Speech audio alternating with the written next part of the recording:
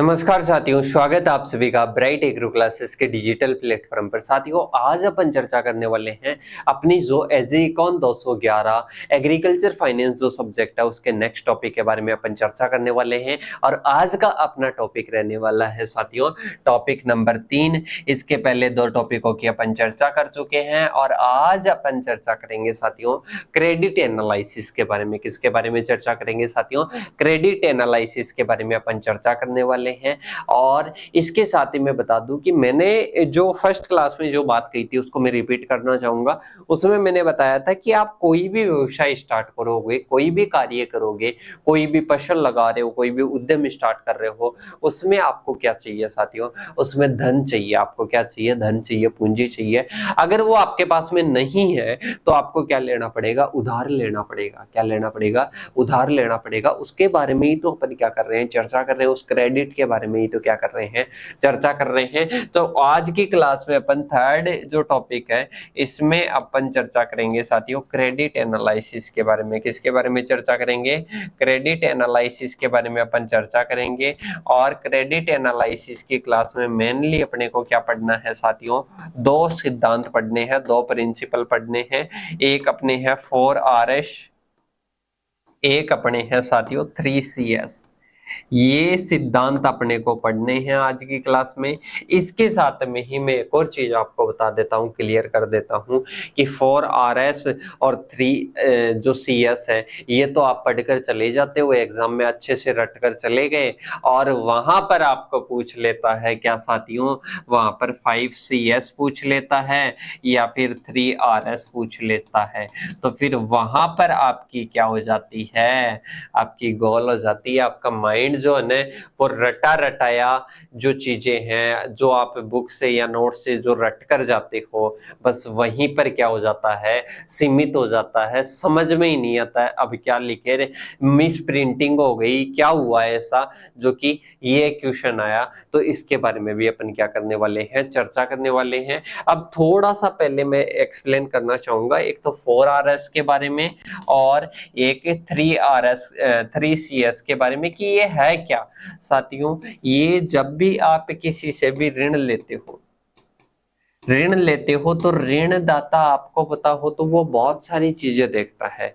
जैसे अपन बात करें तो जैसे कोई भी बैंक लोन देता है तो बहुत सारी चीजें आप में देखता है। जैसे आपका सिविल हुआ, बैंक का सिविल कैसा है, इसके साथ में ही वो देखता है कि इसकी रिस्क बेयरिंग कैपेसिटी है कि नहीं है, और इसकी रीपेमेंट की या रिटर्न की क्षमता कितनी है, ये पैसे कहाँ पर लगा रहा है। ये सारी चीजें एनालिसिस करके क्या देता है साथियों? ये सारी चीजें एनालिसिस करके ऋण देता है। कभी आपने भिखारी को ऋण देते हुए देखा है बैंक के द्वारा? नहीं देते हैं, क्योंकि उनको पता है जो भी ये 4RS का और 3CS का जो सिद्धांत अगर लागू करते हैं ना, वहां पर एनालिसिस करते हैं ना इसको, तो वो क्या नहीं होता है साथियों? वो इन सिद्धांतों पर खरा नहीं उतरता है, उनको क्या नहीं दिया जाता है? लोन नहीं दिया जाता है। तो इसके साथ में ही अपन चर्चा करेंगे 4RS और 3CS। इसके साथ में ही 5CS अगर आपको पूछ ले, 3RS पूछ ले, 7PS पूछ ले, तो इन सभी के बारे में आज की क्लास में अपन चर्चा करेंगे। एंड तक इस क्लास में बने रहिएगा और साथ के साथ में नोट्स बनाते रहना, क्योंकि मैंने कहा था कि ये नोट्स अगर बनाते रहोगे ना तो आप को एक तो लिखने से याद होगा और एक सुनने से याद होगा। बाद में ऐसे नहीं है कि रिवीजन की ज्यादा जरूरत पड़ेगी, रिवीजन की भी ज्यादा जरूरत नहीं पड़ेगी। तो अब अपन इन सिद्धांतों के बारे में चर्चा करते हैं। उसके पहले मैं बता देता हूँ अपना एक बैच चल रहा है साथियों, BSc एग्रीकल्चर फाउंडेशन बैच, जिसमें आप अपना जो भी है, जैसे जो भी आपने एक सोच रखी है, कोई भी ड्रीम एग्जाम है आपकी, जैसे JRF हुआ, प्री PG हुआ, AAO हुआ, AF हुआ, CUET PG हुआ, इन एग्जाम्स की तैयारी BSc एग्रीकल्चर के साथ साथ में कर सकते हो। और ये कोर्स 1 साल के लिए नहीं है, 4 साल के लिए। अब कोई स्टूडेंट सोचेगा कि अभी मैं ले लेता हूं तो नेक्स्ट ईयर तो मेरे को मिलेगा ही नहीं, बिल्कुल मिलेगा।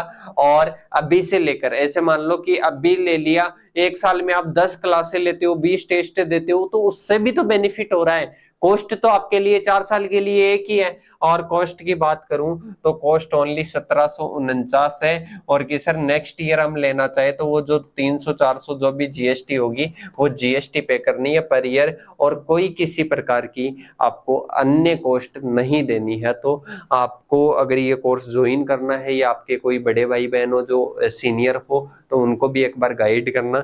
इन एग्जाम्स की अगर कोई भी तैयारी कर रहा हो तो गाइड जरूर करना। अब इसके बाद में अपन चर्चा करेंगे साथियों, एक तो अपने आता है क्रेडिट एनालिसिस, जिसके बारे में मैंने बताया कि ऋण विश्लेषण करते हैं कि किसी को भी ऋण देते हैं उससे पहले।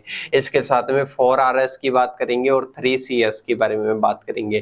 किसके बारे में बात करेंगे साथियों? जो 4RS और 3CS है, किसका? क्रेडिट का, ऋण का, उसके बारे में अपन क्या करने वाले हैं? चर्चा करने वाले हैं। ऋण देने वाली संस्थान ऋण देने से पहले तथा ऋण लेने वाले व्यक्ति को ऋण लेने से पहले ऋण का विश्लेषण करना क्या होता है, बहुत ही क्या होता है, आवश्यक होता है। साथियों आपको पता है कि कोई भी ऋण दे रहा है, पहली बात तो मैं आपको बताऊं कि जैसे मैं हूं, अब मैं कहीं से भी ऋण ले रहा हूं ना तो पहले मैं सोचूंगा कि मैं ये वापस दे सकता हूं क्या? मैं जहां पर इन पैसों को लगा रहा हूं क्या वहां से वापस मेरे को रिटर्न मिल पाएगा? इसके साथ में ही क्या मैं इनको जैसे मान लो प्रोडक्शन नहीं हुआ, मैं जहां पर भी लगा रहा हूं वहां पर प्रोडक्शन नहीं हुआ, क्या फिर भी मैं इसका प्रोडक्शन कर पाऊंगा? तो ये सारी चीजें पहले मैं क्या करूंगा, पहले मैं एनालिसिस करूंगा। तो लेने वाला क्या करता है, पहले एनालिसिस करता है। इसके साथ में ही अगर मेरे को कोई भी बैंक लोन दे रहा है तो वो भी क्या करेगा साथियों, वो भी पहले एनालिसिस करेगा क्या ये दे पाएगा, क्या ये जहां पर लगा पा रहा है वहां से रिटर्न मिल पाएगा इसको। ये सारी चीजें क्या करता है, ऋण देने वाला एनालिसिस करता है और ऋण जो लेने वाला है, क्रेडिट लेने वाला है, वो क्या करता है, एनालिसिस करता है। और क्रेडिट एनालिसिस के लिए 4RS और ये जो 3CS सिद्धांत है, ये इनका क्या करना पड़ता है, ध्यान रखना पड़ता है। इतना आई होप आप सभी को समझ में आया होगा कि कोई भी ऋण दाता है, कोई भी ऋण ग्राही है, तो दोनों जब भी देते हैं या लेते हैं तो उससे पहले वो एनालिसिस करते हैं क्या मैं दे पाऊंगा और क्या मैं ले पाऊंगा वापस से। कोई देने वाला है तो क्या मेरे को ये वापस कर पाएगा ये ऋण? तो ये चीजें क्या करते हैं, एनालिसिस करते हैं। और इसके लिए दो सिद्धांत होते हैं, कौन कौन से होते हैं, एक 4RS और एक होता है 3CS। इसके बारे में क्या करने वाले हैं, चर्चा करने वाले हैं। और बहुत ही क्या है, इजी सा है, तो इसको अपन समझने की कोशिश करते हैं।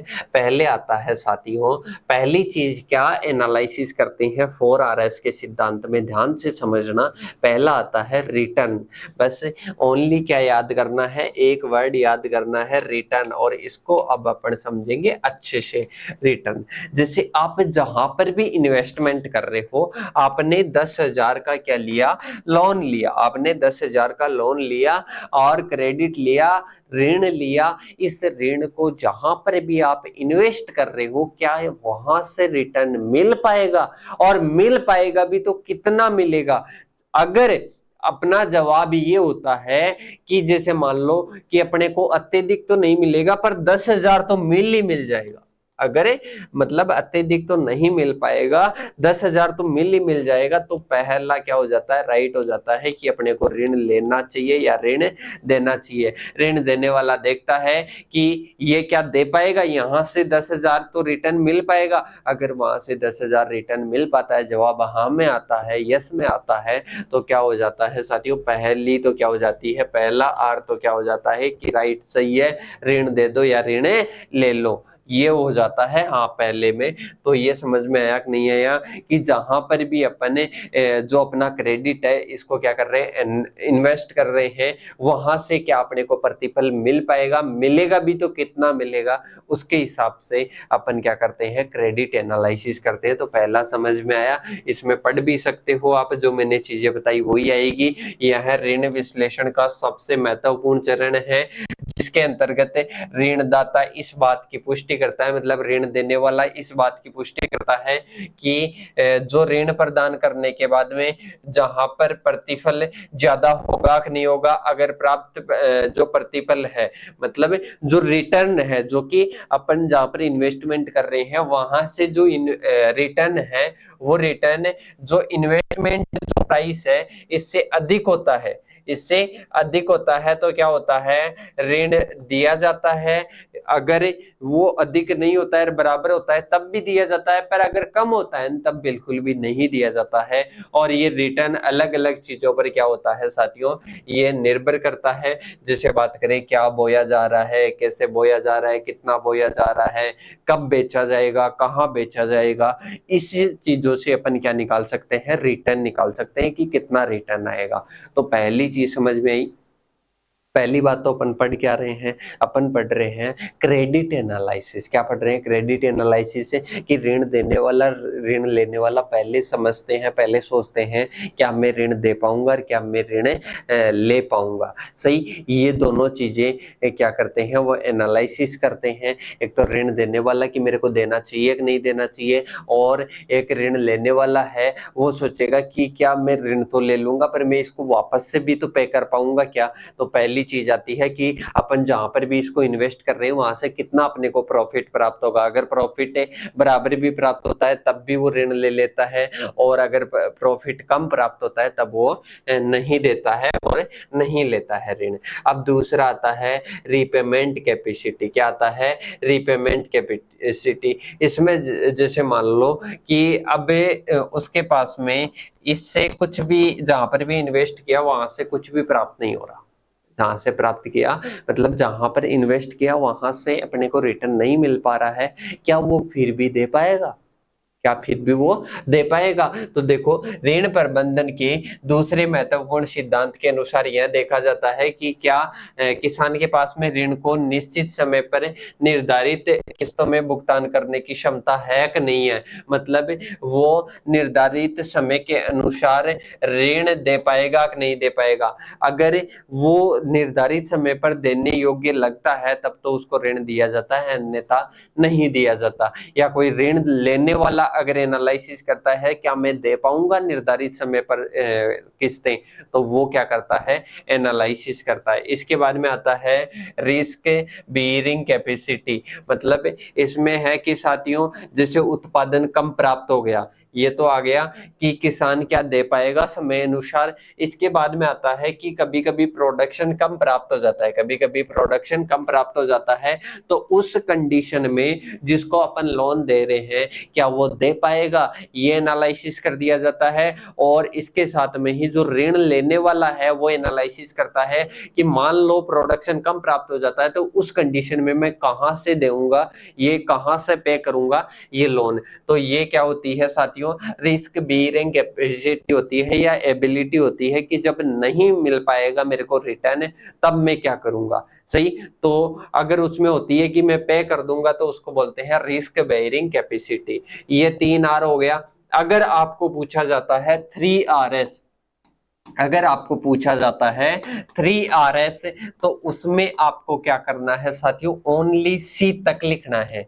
मतलब ये तीन नहीं लिखने हैं, सबसे पहले रिटर्न वाला, रिपेमेंट कैपेसिटी और रिस्क बेयरिंग एबिलिटी। मतलब ये 3RS में पूछा जाता है तो यही आपको लिखना है। इसके बाद में आता है नेक्स्ट अपने 4RS में बात करें तो रिपेमेंट प्लान।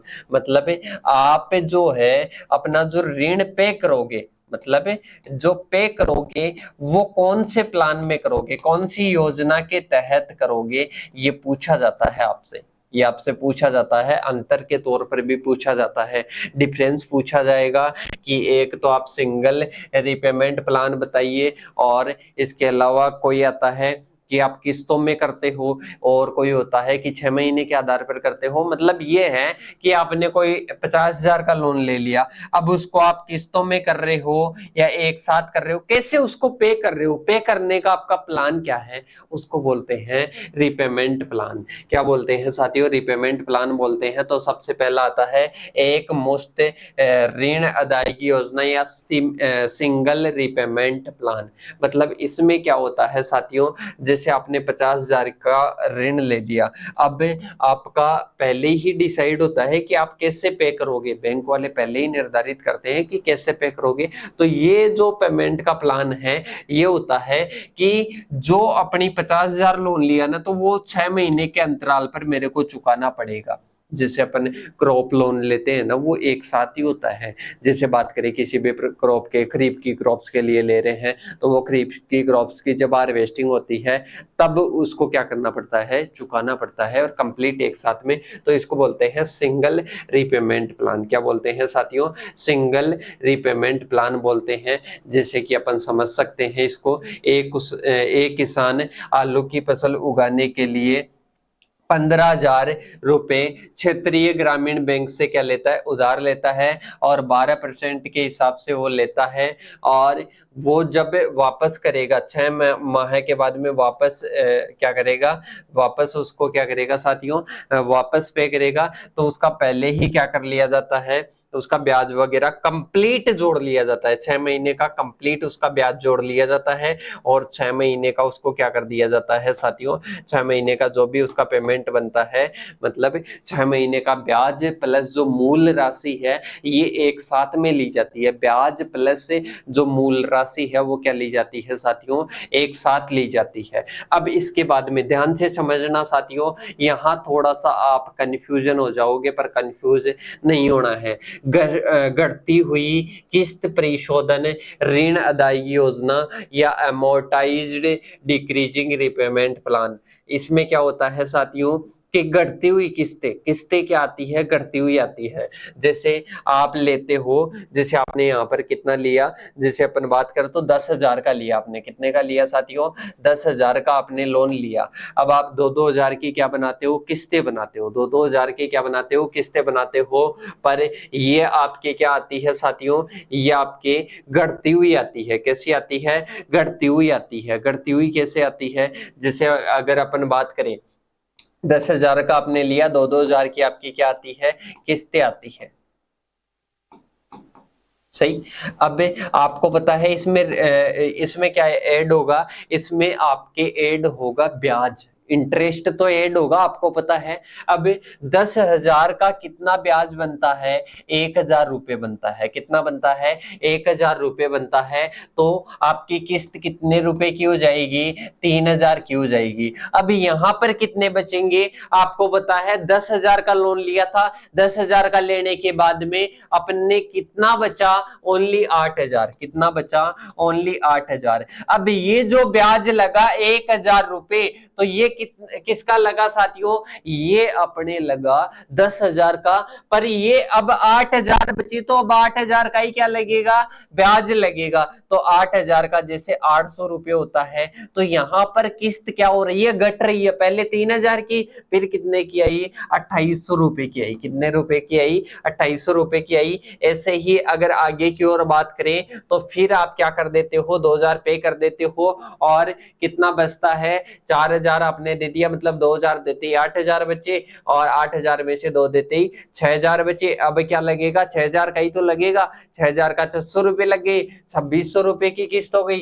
फिर इसके बाद में आपके कितने बचते हैं, आपके ओनली 4,000 बचते हैं। 4,000 के 400 लगते हैं। इस प्रकार से ये क्या हो रही है, किस्तें घटती हुई आ रही है। पहले 3,000 की, फिर 2,800 की, और फिर 2,600 की, फिर 2,400 की। इस प्रकार से आपकी क्या है साथियों, घटती हुई राशि है। सही। पहले 8,000 का ब्याज लगा, कितना, 1,000 रुपए, फिर आपके लगा, सॉरी 10,000 का लगा, फिर 8,000 का लगा, फिर 6,000 का, फिर आता है अपने 4,000 का, और फिर आता है 2,000 का। तो इस प्रकार से आपकी घटती हुई किस्तें, मतलब ये कौन सी आ जाती है, ये आ जाती है अमोर्टाइज्ड डिक्रीजिंग रिपेमेंट प्लान, मतलब घटती हुई। पहला कौन सा पढ़ा अपन ने, सिंगल, मतलब एक ही बार में पूरा क्या कर देना है, पे कर देना है। पूरा 6 महीने का ब्याज लगा लो, मूल राशि लगा लो, और पे कर दिए। दूसरी आती है कि घटती हुई किस्तें। घटती हुई किस्तें का मतलब है कि पहली किस्त जमा करा दिए, और पहली किस्त तक का जितना ब्याज था वो जमा करा दिया। सही। अब पहली किस्त का तो ब्याज नहीं लगेगा, सही है। अब दूसरी किस्त की बात करें तो दूसरी किस्त का क्या कर देते हैं, दूसरी किस्त का जो भी ब्याज है तब तक का ब्याज लगा दिया और वो पे कर दिया। अब दूसरी किस्त का पहली किस्त का ब्याज नहीं लगेगा, इस प्रकार से इसको बोलते हैं घटती हुई किस्त का प्लान। तो ये दूसरा हो गया। आई होप आपको समझ में भी आया होगा अच्छा सा। इसके बाद में अपने आता है साथियों, कौन सा आता है, समान किस्त परिशोधन ऋण अदायगी योजना। मतलब इसमें जो किस्त होगी ये भी किस्त के तौर पर है, पर इसमें घटती हुई नहीं आएगी, समान किस्तें आएगी। जैसे अपन समझते हैं मेरे साथियों, जैसे अपने कोई भी अपन ने 50,000 का लिया, कितने का लिया, 50,000 का लिया। अब 50,000 का आप क्या ले लेते हो, लोन ले लेते हो, 50,000 का लोन ले लिया। अब इसके बाद में आपको पता है 6 महीने के लिए लिया है, कितने महीने के लिए लिया है, 6 महीने के लिए लिया है। और 50,000 का 6 महीने का ब्याज कितना होता है, जैसे अगर अपन बात कर ले 10,000, सपोज 10,000 आप क्या कर रहे हो, लोन इसका क्या हो गया, ब्याज हो गया। अब 50,000 का 6 महीने का ब्याज देखे तो कितना हो गया साथियों, पूरा टोटल मिलाकर 60,000 पे करना है। कितना पे करना है, 60,000 पे करना है। तो ये 60,000 किस प्रकार से होगा, 10,000 पहली किस्त, इसके बाद में 10,000 दूसरी किस्त, 10,000 तीसरी किस्त, ऐसे 6 किस्तें समान प्रकार की होगी। मतलब इसमें पहले ही जो इंटरेस्ट है ना वो निकाल लिया जाता है और किस्तों को समान रूप से बांट दिया जाता है। और दूसरा जो था घटती हुई किस्तें, मतलब उसमें क्या नहीं करते हैं, पहले पूरा ब्याज नहीं निकालते हैं, पहली किस्त तक का दे दिया वो अलग कर देते हैं, फिर उसका ब्याज नहीं जोड़ते, फिर दूसरी किस्त का दे दिया उसका नहीं जोड़ेंगे। इस प्रकार से घटती हुई किस्तें आती है और इसमें एक साथ जोड़ लिया जाता है। इसमें क्या कर लिया जाता है, एक साथ जोड़ लिया जाता है। तो ये अपने कौन सी आती है, समान किस्त योजना। ये आपको पूछा जाता है रीपेमेंट प्लान वाला। तो अच्छे से आपको कॉन्सेप्ट, ऐसा कॉन्सेप्ट क्लियर किसी का भी नहीं होगा। आपके साथियों को पूछना जो नोट्स से पढ़ते हैं ना, उनका ये कॉन्सेप्ट क्लियर नहीं होगा कि समान किस्तें क्या है, घटती हुई क्या है और एक साथ वाली क्या है। और ये समझ में ही नहीं आ रहा ब्याज कहाँ जुड़ रहा है कहाँ नहीं जुड़ रहा है। तो ये आपको समझ में आया होगा। अब इसके बाद में नेक्स्ट अपने आता है साथियों, कौन सा आता है, ये अपने 3CS आता है। कौन सा आता है, 3CS आता है। और ये जो ऋण दाता है या ऋण देने वाली जो संस्थान है ना, जो इंस्टीट्यूशन है, ये क्या करता है, एनालिसिस करता है। और किसमें एनालिसिस करता है, जो ऋण लेने वाला है उसमें एनालिसिस करता है। पहला आता है करेक्टर, पहला क्या आता है, करेक्टर, दूसरी कैपेसिटी और तीसरी कैपिटल। ध्यान से समझ लेना, ऐसे ही क्लियर हो जाएगा और इसको कोई रटने की जरूरत नहीं है साथियों। मैंने कहा था कि ब्रॉड माइंड बनो और स्किल्स को ऐसी डेवलप करो कि एक बार जो समझा दिया ना उसको आप अपनी लैंग्वेज में अच्छे तरीके से लिख सको। तो पहले देखो इसमें आता है करेक्टर।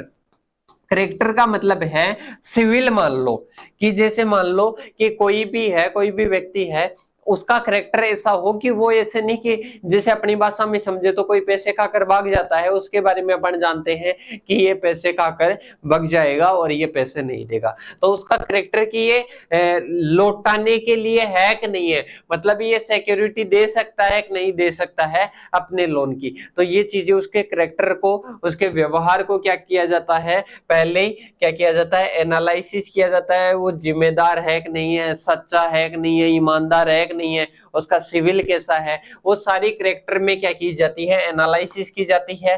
फिर आती है कैपेसिटी, कि उसकी कैपेसिटी है कि नहीं है। जैसे कैपेसिटी में क्या आ जाएगा साथियों, जैसे वो लोन ले लेता है, वो क्या कर लेता है, लोन ले लेता है, लोन लेने के बाद में क्या वो दे पाएगा, मतलब उसकी इनकम वगैरह देखी जाती है कि वो 50,000 का लोन ले रहा है, 5,000 रुपए महीने की किस्त है, 4,000 रुपए कमा रहा है, ये चीजें उसकी देखी जाती है। दूसरी उसकी इनकम देखी जाती है, मतलब कैपेसिटी देखी जाती है। तीसरी आती है कैपिटल, जैसे मान लो उसकी इनकम भी नहीं है और उसका जो करेक्टर वगैरह है वो भी एक बार हटा दो। तीसरी चीज एनालिसिस करते हैं कैपिटल, मतलब उसके पास में क्या पूंजी है, क्या उसके पास में संपत्ति है, क्या वो चुका आप आएगा तो ये किस में आती है साथियों, ये अपने आती है कैपिटल में। मतलब उसकी अपन क्या देखते हैं, उसकी परिसंपत्ति देखते हैं, संपत्ति देखते हैं कि उसके पास में कितनी संपत्ति है।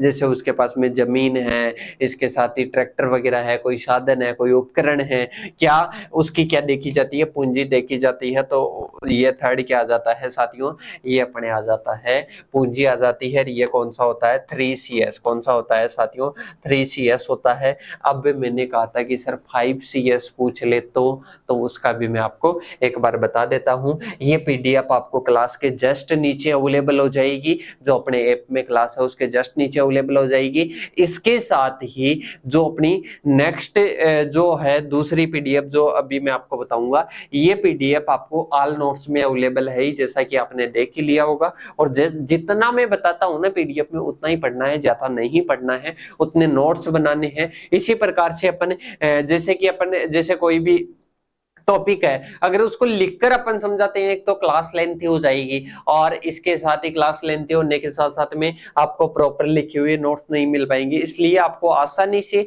आप कम टाइम में अच्छे से पढ़ सकते हो। इसीलिए अपन ने ये जो पीडीएफ वाला है ये मैटर अपन ने, कोई भी चीज समझाने की होती है अपन बोर्ड पे समझाते हैं, जैसा कि आपने देखा भी होगा। तो अब अपन देखते हैं आगे की ओर। आगे 3CS वही सेम का सेम आ जाएगा। इसके बाद में आपको क्या देखना है, 3RS में मैंने कहा था कि 4 उस टाइम बताए थे, लास्ट वाले रिपेमेंट प्लान को आप हटा देना और 3RS पूछे तो वो आपको लिख देना है। वही इसमें है, जैसे पहला आ गया रिटर्न, दूसरा रिपेइंग कैपेसिटी और तीसरा रिस्क बेयरिंग कैपेसिटी, मतलब वही 3RS में आ गया। तो वही चीज मैं कहना चाह रहा हूँ, 3RS पूछे तो ये आपको करना है। इसके बाद में अगर आपको पूछा जाता है 5CS में 3 तो वो आ ही जाएंगे, और उसके बाद में आपको 5CS में 2 और ऐड करने हैं। वो क्या क्या ऐड करोगे, देखो मैं बता देता हूं अभी आपको कि 5CS में आपको एक तो कॉमन सेंस ऐड करना है और एक कंडीशन ऐड करना है। एक तो क्या करोगे, कंडीशन ऐड करोगे, एक क्या ऐड करोगे आप, कॉमन सेंस ऐड करोगे। ये थोड़ा सा आप याद कर लेना, 2 वर्ड ही तो याद करने, कभी कभी पूछ लेता है गलती से, क्योंकि टीचर को सिलेबस न देखकर और क्रेडिट एनालिसिस देखता है तो इसमें ये पूछ लेता है आपको। तो थोड़ा 2 वर्डों को याद रखना, कॉमन सेंस आ जाएगा, एक आ जाएगा कंडीशन। तो 2 सी में बढ़ गए, 5CS हो जाएगा। इस प्रकार से ये कितना हो जाएगा, 5CS हो जाएगा। अब इसके बाद में अगर आपको 7PS पूछता है, वैसे आपके सिलेबस में नहीं है पर फिर भी अगर 7PS पूछता है तो 7PS में सबसे पहले आ जाएगा प्रिंसिपल ऑफ प्रोडक्टिव पर्पज आ जाएगा, प्रिंसिपल ऑफ पर्सनैलिटी आ जाएगा, प्रिंसिपल ऑफ प्रोडक्टिविटी आ जाएगा, प्रिंसिपल ऑफ फेज्ड डिस्ट्रीब्यूशन आ जाएगा। इसके साथ में ही आगे बात करें तो principle of proper utilization, principle of payment और प्रिंसिपल ऑफ प्रोटेक्शन, मतलब वो उसी से रिलेटेड है कि जहां पर अपन इन्वेस्ट कर रहे हैं ना उसका एनालिसिस करते हैं कि अपन किस प्रोडक्टिव पर्पज से लगा रहे हैं। पहला ये एनालिसिस किया जाता है, फिर दूसरे में उसकी पर्सनैलिटी, जो लोन लेने वाला है उसकी पर्सनैलिटी को एनालिसिस किया जाता है, और नेक्स्ट प्रोडक्टिविटी कि वहां की उत्पादकता कितनी है जहां पर इन्वेस्ट कर रहे हैं। इसके बाद में कि डिस्ट्रीब्यूशन अपन किस प्रकार से कर रहे हैं, अपन जो लोन ले रहे हैं उसको। इसके साथ में ही प्रिंसिपल ऑफ प्रॉपर यूटिलाइजेशन, मतलब जो लोन लिया जा रहा है उसका प्रॉपर यूटिलाइजेशन हो रहा है कि नहीं हो रहा है, तभी तो प्रोडक्टिविटी मिलेगी।